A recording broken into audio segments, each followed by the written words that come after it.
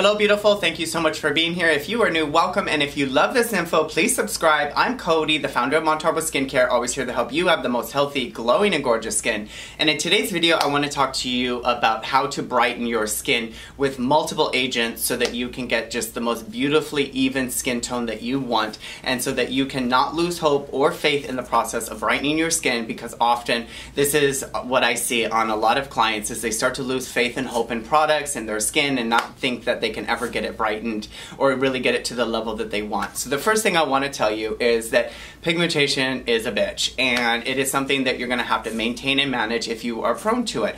I deal with it, and what people don't know is I'm part Puerto Rican, and I think I just damaged it when I was younger, so now I'm kind of dealing with that a little bit, and I have to be really mindful of what I do in the sun and how I layer products, how I let things absorb, so that I really get the benefit of having my skin soak up the nourishment and nutrients that it needs, so that it's less likely to produce that enzymatic response in the skin. First thing you need to know is that any type of pigmentation, usually on the top layer, if it's just on the epidermis, it's just superficial. It's usually like hyperpigmentation, mild form of pigmentation. And the deeper it goes into the skin, the harder it is to treat. And most people think that the pigmentation is just on the top, and that when they use a cream for a couple of days, it's going to take care of it. But the truth is, often the pigmentation is scattered throughout the skin layers, and it's sometimes and often coming from the dermal layer or even below the dermis into the reticular or into the papillary dermis or reticular dermis. So that's why it's so frustrating and difficult to treat. But if you use certain agents that I'm going to talk about today and you combine them and mix them, then you'll have better success rate at not only brightening that pigmentation, but also helping to suppress that enzymatic response that causes the pigmentation to occur. The first ingredient that's really effective for pigmentation is alpha hydroxy acid, and it's been used for decades now for for pigmentation and melasma. We use it in our office in professional strengths, depending on the skin type and how much we've treated the skin. We get beautiful results with that. But then you can do home versions. You can do that in cream. You can do that in a treatment solution. You can do that in a cleanser.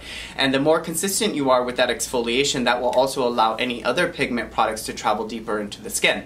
The next agent you can use is azelaic acid. Azelaic acid is really good at suppressing pigmentation. A lot of the research is saying that it acts similar to hydroquinone without the irritation, which is really great. Or if you're just not wanting to use hydroquinone, or if you're sensitive to it. The thing about hydroquinone is that hydroquinone can cause a lot of irritation in the skin and cause more damage than good. So another agent that you can use for brightening pigmentation is licorice, but licorice does kind of a little bit of the top layer. That's why it's usually formulated with other things, including salicylic acid or kojic acid or hydroquinone, so that you're in all layers of pigmentation in all ways that pigmentation shows up on the skin. And then another agent that you can use that you know about is vitamin A, whether that's in retinoic acid, retin A, or it's in retinol. Retinol is just fine to use. A lot of people want to use only retin A, and if you're under a care of a doctor, that's fine, but a lot of people are buying and having reactions and having sensitivities, and they're not sure what's going on. That's why it is a medicine. It's controlled, and you're supposed to have a prescription for it, because it is a very irritating vitamin, and in high doses could have some consequences and side effects, including long-term sensitivity in the skin. That's why I have been going back on retinol, because my skin was getting too inflamed, too irritated, and I was actually getting a lot of post-inflammation hyperpigmentation. Even though I was trying to fix it with that, it actually was not going away. So I had to stop using that because it was just causing a little bit too much irritation and sensitivity on my skin. And with San Diego weather, it's always sunny. Another agent that you can use is kojic acid, which is a mushroom, and it's been used for a long time to help to suppress the melanin response in the skin. It's a little bit more gentle on the skin typically, and it's usually also formulated with other agents to kind of help it to penetrate deeper into the skin. So if you have like an acid, like an alpha hydroxy acid, and you put that on and layer it, and then put the kojic acid on there, sometimes it comes in like a serum, that would be more effective than using the kojic by itself.